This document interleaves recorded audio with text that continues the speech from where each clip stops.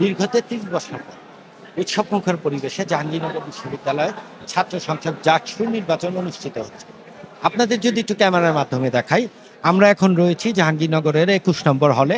এখানে আপনারা দেখতে পাচ্ছেন, এখানে যারাই রয়েছেন সবাই ভোটার, তারা ভোট দেওয়ার জন্য অপেক্ষা করছেন।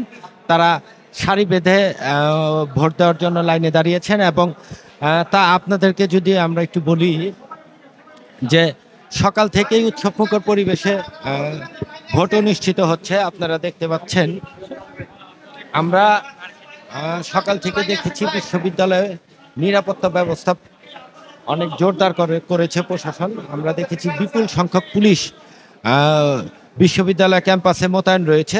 আমরা আপনাদেরকে একটু ভোট কেন্দ্রের ভেতরে যদি আপনাদেরকে একটু দেখাই, আপনারা দেখতে পাচ্ছেন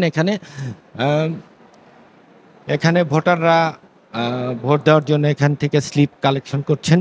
এখানে পুলিং এজেন্ট রয়েছে বিভিন্ন প্রার্থীর। আমরা যদি একটু কথা বলি, ভাই আপনি কি পুলিং এজেন্ট? হ্যাঁ হ্যাঁ, পুলিং এজেন্ট। আপাতত কোনো সমস্যা দেখতেছি না, ভালোই যাচ্ছে পরিস্থিতি। সকাল সকাল তো সো তুলনামূলক কম, আস্তে আস্তে বাড়বে আশা করি। তো এই আমরা কথা বলছিলাম একজন পুলিং এজেন্টের সাথে, তারা আমাদের জানাচ্ছেন যে বেলা বাড়ার সঙ্গে সঙ্গে আরো ভোটের উপস্থিতি বাড়বে। আপনাদের যদি একটু আমরা এখানে দেখাই, ভাই কি ভোট দিয়েছেন?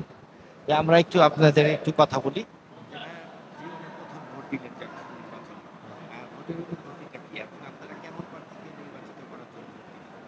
অবশ্যই মানে এটা আসলে মানে আমাদের জন্য মানে প্রথম ভোট। মানে এর আগেও তো আমরা কোনো ভোট দেওয়ার সুযোগ পাইনি। তো ভোট দেওয়ার অনুভূতি তো আসলে বলে বোঝানো যাবে না। যখন ভোটগুলো মানে পূরণ করতেছিলাম, মানে একটা অন্যরকম অনুভূতি কাজ করতেছিল। আর মানে প্রার্থী বাছাইয়ের ক্ষেত্রে আমরা আমাদের মানে সব থেকে মানে আমাদের জানা মতে যোগ্য যে প্রার্থী তাকে নির্বাচন করার চেষ্টা করতেছি, যাদের ব্যাকগ্রাউন্ড ভালো, অতীতে ভালো কাজ করছে ক্যাম্পাসের জন্য অথবা ক্লিন ইমেজ আছে, এবং ভবিষ্যতে আমাদের মানে ক্যাম্পাসের জন্য বা শিক্ষার্থীদের জন্য, সাধারণ শিক্ষার্থীদের হয়ে ভালো কাজ করতে পারবে। এমন যাদেরকে মনে হয়েছে তাদেরকেই আমরা মানে বিশেষ করে আমি মানে নির্বাচন করার চেষ্টা করছি।